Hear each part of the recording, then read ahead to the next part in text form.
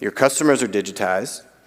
They want to buy in an integrated experience. How can you best position your business to help those customers operate in this new operating model? That's going to be, I'm also going to talk more about some ways you can do that towards the end. But it's a huge opportunity, as I've just kind of laid out. Now, what's the bad news? Well, we're not the only people in this room to see this changing tide in customer behavior, and that has invited people to go after this, and go after this in new and unique ways. And again, let's go back to before I get into this, let's go back to, that work? Let's go back to the thing about trust. So, when you see a gold rush, how are you going to go after the gold rush? Who's going to go after it more collaboratively? And who's going to go after it less collaboratively? Well, here'd be some things that I would look at. So, let's talk about Schneider. So Schneider has just announced their second VC fund. It's over 500 million euro. And just in the past year, 2 of these in the past just few months, but in the past year, these are 3 deals. They've done other deals. These are 3 deals that I want to talk a little bit more about. And it kind of falls under the idea to say, well, what is the future role of a distributor in a digitized environment? I got a customer buying through these digital tools and digital portals. And, you know, have we seen this script before? Oh yeah, we have. In consumer, in B2C. Yes, that's right. What is the inevitable endpoint for marketplaces? What is Amazon's end goal? They care about their resellers? Nope. Don't care about those guys anymore. They did in the beginning, right? They said, come sellers, come. But where did they want to just end up? They wanted to end up with the manufacturers. That's the end game, baby. The middlemen get cut out. It's a marketplace script. I aggregate supply in the short to mid-term with fragmented supply, going back to my article from 3 years ago. It's all coming full circle, gang. I aggregate supply. I start selling that through my new digital channel. And then I get enough demand that I can now basically leapfrog the middlemen and go to supply. It's a marketplace script. It's tried and true. Worked very well for the B2C tech monopolies. So let's go back to this. So, Rent-O-Run. What is Rent-O-Run? Rent-O-Run's actually a very cool company. It's basically Instacart for same-day delivery of construction materials, right? You're a contractor, you're on the job site, you're like, uh-oh. Hey, Bob, I forgot the thing. We need the thing, Bob. We can't do the project. Bob, we need the thing. Bob says, okay, Joe, go on Rent-O-Run. They're going to get you the thing. So Rent-O-Run basically lets you buy the product in the app, Instacart, and they do the fulfillment. So it's both kind of this, purchasing workflow and then fulfillment, same day. They'll do a lot of stuff from like your big boxes and some stuff also from distributors, right? If they can know what you have in stock and what your inventory is and how to price it, right? A distributor could plug into this and your warehouse could be connected to this and they could go pick that stuff up. But a supplier doesn't have like warehouses that are localized around the country that Rent-O-Run could send its trucks to go pick up. But the supplier does have a bunch of distributors. But maybe if the supplier could help connect these things together, I don't know, just run with me a little bit. Anyone heard of the box mover analogy, right? Distribution just become a box mover, like a 3PL. You start doing all the other that package which has worked for decades, right? Where you're pricing the thing, you're putting all this other value-added services around it, you're bringing your experience, that customer relationship, the fulfillment, the financing, right? That's a beautiful experience. Customers need that experience until they don't. So I don't think, and this is the interesting thing with this kind of platform disruption topic, is B2B distribution is not as easily cut out, okay, this is the other side of the argument, as the retail, the Amazon example. It's not fair to, it's not a one-to-one comparison. B2B distribution has a lot of physical infrastructure and assets and things that are very hard to just purely cut out of that transaction.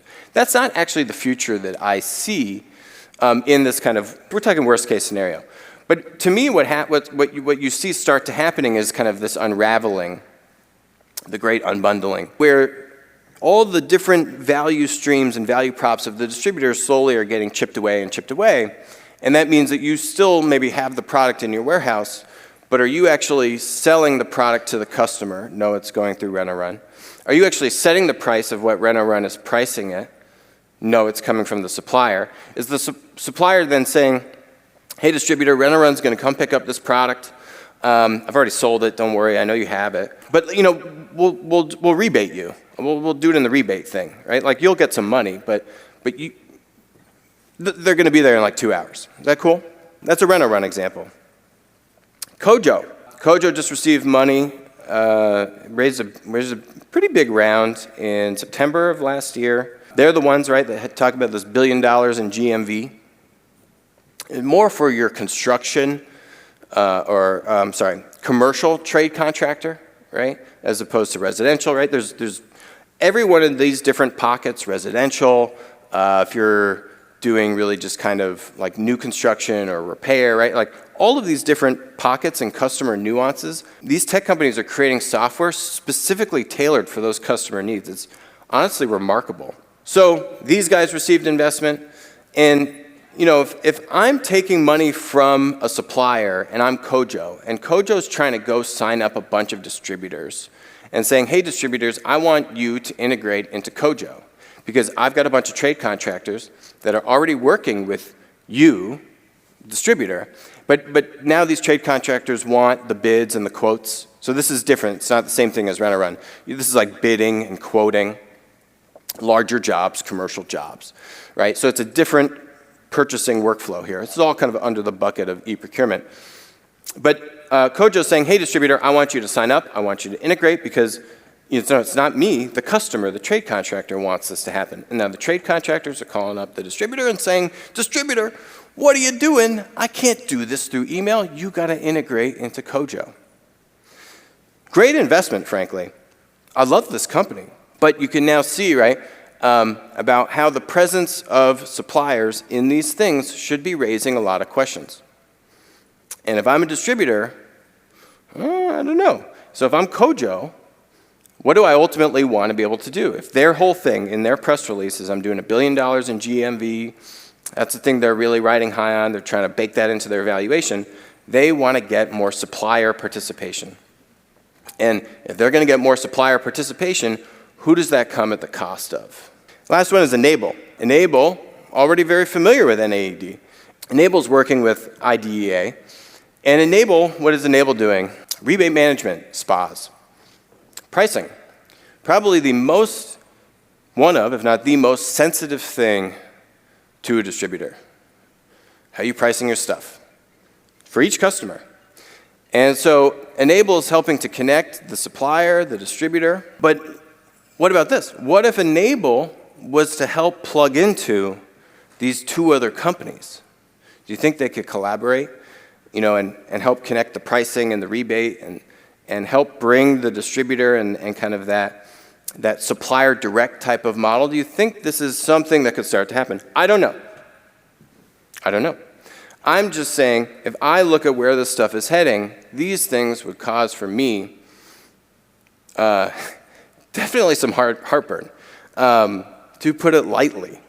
So when you look at these tech startups and who they're raising money from, now let's go think about the earlier slides. The earlier slides talking about Ferguson putting money into Blue On. Same kind of model here, right? Like Kojo, Blue On, similar but different.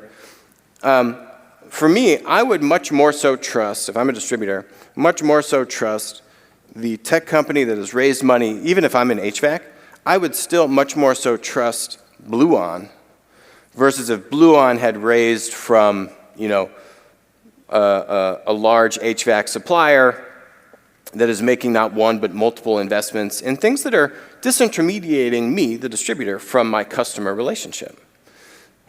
So that's a little bit about how I think about it. The other thing is, when these companies raise all this money, who's on the board? What kind of governance do you have, right? So if Schneider was to put in money, but let's say take a board seat, have some governance, kind of say, you know, we don't want, for example, Amazon Business to come and buy these companies, right? We don't want a large tech monopoly. We don't want Home Depot. We're just trying to do this because we don't want large tech companies to come in and get involved in these companies because they could be very disruptive, right? There are ways that you could be deploying money as a supplier, but doing it in a way that starts to alleviate some of these concerns for distribution. I have not seen those signals.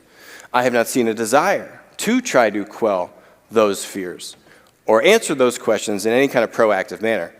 Which again, that's not my prerogative, it's not their prerogative, that's their decision. The people running this VC fund are very smart, and the way they make their money is to have these tech companies get big exits and get big acquisitions, right? That's how, if I'm a fund manager and I have a $500 million fund, that's how I make my money. I want these investments to blow up no matter what the cost, because that's why I'm a VC. So this is the Great Unbundling slide. Great Unbundling slide, there's actually positive in this slide. So if you look at every kind of node on this chart, matching buyers and sellers, universal product data, payments and financing, logistics and fulfillment, data and intelligence, business services, kind of like advertising, quality guarantee, right? If you don't like it, return it for free, right? The Amazon guarantee. All these things, there are tech startups in B2B focused on B2B distribution to deliver these services through a digitally enabled model. Help you with your product data. Matching buyers and sellers, I mean, that's the marketplace. That's what we've been talking about this whole time. E-procurement, marketplaces, all that. That's the matching. But then leakage is all the way on the bottom here, right? So I have a lot of leakage. I can't monetize e-procurement because if I try and take a take rate, you're not going to pay the take rate. You're just going to call up Bob and be like, Bob, these idiots are trying to charge me a take rate. Like, let's just do the deal over here. So they can't monetize it until they do these other things to make it a stickier, what we call core transaction, and that's value-added services. So product data, so now helping you with product data. Hey, distributor, your product data sucks. Right? Needs a lot of work. We can help you with that product data. We, the tech company, because I just raised tens of millions of dollars, and I'm going to subsidize all this technology to help clean up your product data. That, by the way, your suppliers control a lot of your supplier data and what you can do to that. Payments and financing. How do I do payments? How do I provide instant net payment terms? So you give me 5 pieces of information. A lot of distributors in this room, you'll give like $1 million lines of credit. But you got to fill out 5 pages of information. It takes you 10 days to get back to the customer. These guys would give you $250,000 of net payment terms. You give them 5 data points, and they give you an instant decision. And then they make the payment process. You can pay with ACH and you know, all that kind of stuff, just more streamlined, kind of like a Stripe type of payment experience. Logistics and fulfillment, I mean, pretty straightforward, kind of tech-enabled version of like Hotshots. And then you have different firms for like the mid-mile and all this kind of stuff. But as you bring in more of these value-added services, this is the mechanism for marketplaces and e-procurement to monetize, keep the transaction through the platform, but maybe not charge a take rate right away. Now, the good news from this is actually these present opportunities for every distributor in this room to actually go look at how you could be using these services too. It's not just the disruptors that can benefit from these services. These tech startups are here, and they've built a lot of these capabilities kind of with the disruptors in mind, but this is actually a great way to think, how do you make your core business a little bit better? If you can make your core business a little bit better in all these areas, these other kind of B2B tech startups are here to more genuinely, I would say, help you because there's less channel conflict. They're not necessarily trying to go to your customer, which is always a little dicey.